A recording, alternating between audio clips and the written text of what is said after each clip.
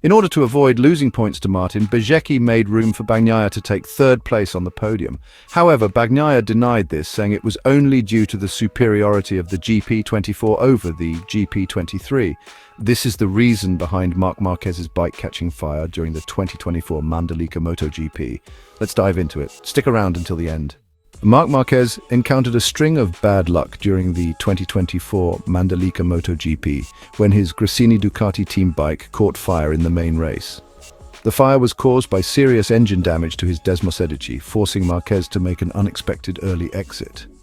This incident came as a surprise, especially after what seemed to be a breakthrough for Marquez at the Mandalika circuit, where he had successfully finished a race for the first time in Indonesia, securing third place in the sprint on Saturday, September 28, 2024. Starting from 12th on the grid, Marquez managed to fight his way up to the podium, raising hopes that his fortune at the circuit had finally turned around. However, Sunday's main race told a different story, as misfortune struck again. For the third time in his career racing at the Indonesian MotoGP, Marquez was unable to finish. He had been engaged in an intense battle for 7th place with his fellow rider Fabio Di Gianantonio when disaster struck. Suddenly, Marquez's pace dropped and sparks began to shoot from his bike's engine. The issue quickly escalated with his bike catching fire. Marquez had no choice but to pull over to the side of the track as marshals rushed to extinguish the flames that engulfed what he nicknamed the Red Rooster. Reflecting on the race, the Spanish star explained that the engine failure came as a complete shock, with no prior signs of trouble. The bike was running perfectly fine, and there was no indication that anything was wrong. Then, out of nowhere, there was a loud noise, and suddenly the bike caught fire. It was a severe engine failure, Marquez said. This was a huge defeat for the entire team.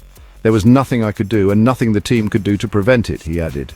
Although failing to finish was a tough blow, Marquez remained remarkably composed in his post-race remarks. He explained that while this setback cost him valuable points in his pursuit of Jorge Martin, who leads the championship standings, he wasn't overly concerned. Marquez reiterated that his main goal for the 2024 season was not necessarily to win the championship, but to finish consistently in the top 5 in every race, which he has managed to do up until this point. I've always said that the most important thing for me this season is to place myself among the best riders and aim for top 5 finishes, no matter the conditions. So far we've achieved that, said the 6-time MotoGP world champion. Marquez also emphasized that, in addition to top finishes, consistency is his main objective moving forward. He acknowledged that despite the progress he has made this season, mistakes like the one at Mandalika are part of racing. The next big goal for us is consistency. That's what we're focusing on. Unfortunately, we couldn't achieve that today because of this engine failure, which was out of our control, he concluded. Despite this setback, Marquez remains optimistic, knowing that his personal goals have been met and that there are more races to come where he can continue to push for the consistency and performance he desires. Looking ahead to the rest of the season, Marquez is determined to maintain his form and keep competing at the highest level. Though his chance of catching Jorge Martin may have taken a hit, the Gresini Ducati rider is confident in his ability to bounce back, stay within the top 5 and continue challenging the frontrunners. With a focus on both performance and consistency, Marquez is determined to finish the season strong, leaving this unlucky race behind him and setting his sights on future successes. Reigning MotoGP world champion Francesco Bagnaia spent the majority of Sunday's Indonesian Grand Prix locked in a battle with fellow Ducati rider Marco Bezzecchi, who was aboard the GP23. Despite being stuck behind Bezzecchi for much of the race, Bagnaia finally found his way past on lap 22. His next move came just a lap later as he overtook another Ducati rider, Franco Morbidelli, to secure a third-place finish. Reflecting on the race, Bagnaia admitted it wasn't an easy task. "It took me around 10 laps to get past Bez," he said. "I was having trouble with the bike's traction and couldn't find a way through, but once I finally passed him, overtaking Frankie was much easier. Since we were both riding the GP24, I had a better understanding of how to handle the situation." Bagnaia elaborated on the performance differences between the Ducati GP23 and his GP24, a topic that has fueled much debate this season. The GP23 has slightly better grip than our bike, he noted. On a circuit like this, where acceleration plays such a crucial role, even a small difference can make a big impact. The rear grip isn't as strong on the GP24, and on the first burst of acceleration, the GP23 has a small advantage. It's not a huge leap, but in some situations, that small edge can really help. The contrast between Ducati's two models has become a key storyline this year, especially given Bezzecchi's struggles. After securing 3 wins and 3rd place in the championship standings last year on the GP22, his switch to the GP23 has been less fruitful, with just 1 podium finish and a slide down to 9th in the rankings.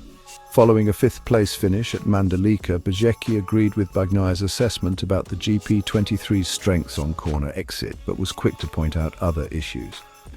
Yes, it's true that the GP23 is strong on corner exit, he said. But we've been having big problems with traction on corner entry. The GP24 is much better at stopping and turning, and when it comes to traction, they've clearly got the edge. Bezzecchi went on to explain how this difference plays out over the course of a race. When we have a fresh front tyre, we can try to keep up with them on corner entry, he said, and maybe on the exit we can gain some time. But as soon as the front grip starts to fade, we're at a serious disadvantage. The GP24 riders are able to maintain their performance. They turn well, handle high speed smoothly, and still have better traction as the race goes on. While the GP23 performs well in some areas, such as grip during corner exits, Bezzecchi emphasized that its weaknesses in turning and stopping have been a consistent issue. All of the GP23 riders are complaining about the same thing, he added. There are certain lines I can tweak a little to make things better, but there are also lines where I just can't manage it.